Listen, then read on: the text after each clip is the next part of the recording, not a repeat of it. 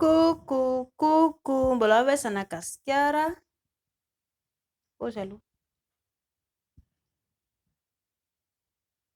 Zay ihany dia tonga dia resaka tsy mila resaka lava be fa hoe ny resakantsika androany voajanahary sa aretina ilay rampoly be dia be mivoaka rehefa milay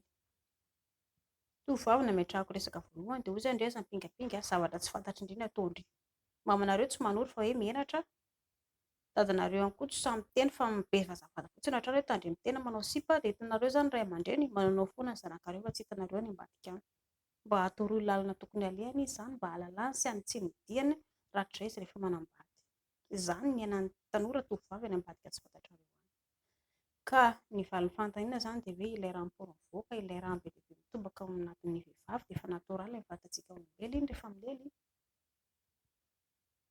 noho izany piskely tsisy tokony hoe mahamenatra indray raha ohatra ndray mbola ao anatin'ilay selibatera dia mijanona aloha aoka aloha be voka io ndry voaloza hoe iza indray izany no rain-janaka dia inona no atao fa tena be voka tsy hitako izay tokony atao mbola tsy haindrila izy mbola tsy fantatry indriny dik'ilay izy fa ny antony mampatonga ilay rampory misy ilay rano mitombaka be dia tsy maintsy misy foana ilay rampory mivoaka efa natoraly ny vatantsika vehivavy rehefa milely dia tsy maintsy misy an'iny raha tsy misy an'iny mivoaka dia lasa maisatra lasa tsy mety ihany koa ny lely dia izay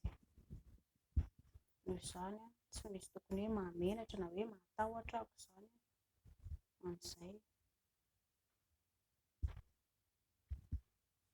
amin'izay resaka izay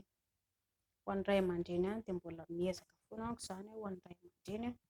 aza mieritreritrareo hoe mahamenatra ilay izy nareo ke manolo vilana ny zanakareo lazainareo fa mahamenatra ilay izy nefa zanakareo ary efa andeha hanambady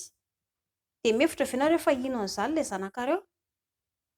ka noho izany izany rehefa tonga saina izy dia tsara atoro anazy ny lalana tokony ataony dia anjara ny sisany mandinika sy manapa-kevitra ve hoe tsara sy tokony atao ve ilay izy mba hisorohana amin'izay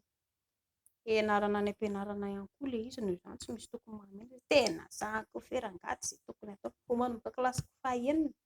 mianatra ny zanany am-pianarana ny rehetra ohatry ny ahoana ny manisa andro ohatry ny ahoana ny feonan'ny tserilasy ny tsirivavy ny fadim-bolana manisa andro ianarana any am-pianarana daholo izany izay tsy misy tokony hoe mahamenatra sy mampatahotra fa mba mila izany ray aman-dreny mitsotra amin'ny zanany indrindra fa ny zanaka vavy somary sarotsarotra kokoa mantsy ilay mitaiza zanaka vavy ny ohatra ny mitaiza zanaka lahy dia noho izany izany tsy misy tokony mahamenatra ny ray aman-dreny intsony manomboka androany mba hanitsiana ilay zanaka satria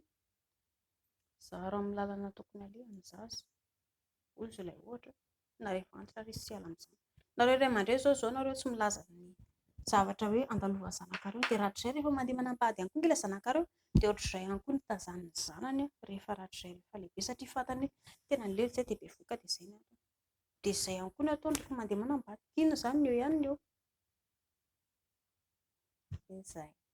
mangasitraka tompoko